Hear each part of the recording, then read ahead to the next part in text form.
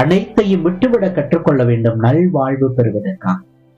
லூக்கா நற்செய்தி அதிகாரம் 5 இறைவார்த்தை 11 பார்க்கிறோம். அவர்கள் படகுகளை கரையில் கொண்டு வந்து சேர்த்த பின் அனைத்தையும் விட்டுவிட்டு அவரை பின்பற்றினார்கள் என்று இறைவார்த்தை சொல்கிறது.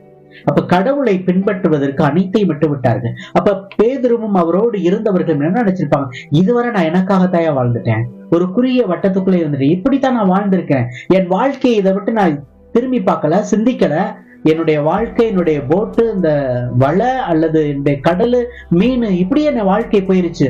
ஆனால் இதையும் கடந்து ஒரு வாழ்க்கை இருக்குது. ஆண்டவர் என்னை கூப்பிடுறாரு, நான் உன்னை மனிதரை படிப்போராக்குவேன் அப்படின்னு உடனடியா தூக்கி எறிஞ்சிட்டு ஆண்டவருக்கு பின்னால போக ஆரம்பிச்சாங்க. எல்லாவற்றையும் விட்டு விட்டு ஒரு பொது வாழ்வுக்குள்ளாக வாழ ஆரம்பிச்சாங்கல்ல.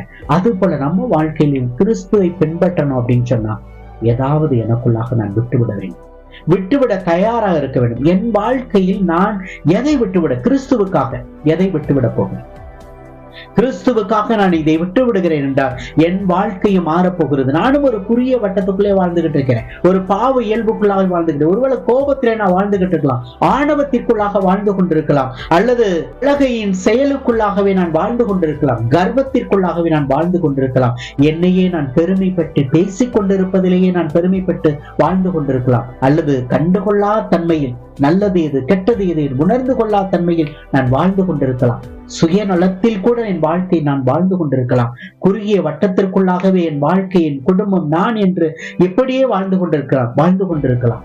இதையெல்லாம் கடந்து நான் எப்பொழுது வெளிவரப் போகிறேன்? இயேசுவுக்காக இதையெல்லாம் கடந்து நான் வெளிவர ஆசைப்படுகிற போது என் வாழ்க்கையிலும் ஒரு மாற்றம் பிறக்க போகிறது, என் வாழ்க்கையிலும் ஒரு மகிமை இருக்க போகிறது, என் வாழ்க்கையிலும் கிறிஸ்து ஒரு மிகப்பெரிய வாழ்க்கை அனுபவத்தை கொடுக்க போகிறார் என்று எப்பொழுது நம்ப ஆரம்பிக்கிறோமோ அப்பொழுது நம் வாழ்விலும் மகிழ்ச்சி பிறக்கும் என்பது நன்மை இருக்கிறது. கிறிஸ்துவுக்காக விட்டுக் கொடுக்க கிறிஸ்துவுக்காக எதை இந்த நாளில் நான் விட்டுக் கொடுக்க போகிறேன்? விட்டுக் கொடுக்கிற வாழ்வில் இருக்கின்ற மகிமை என்பது மிகப்பெரிய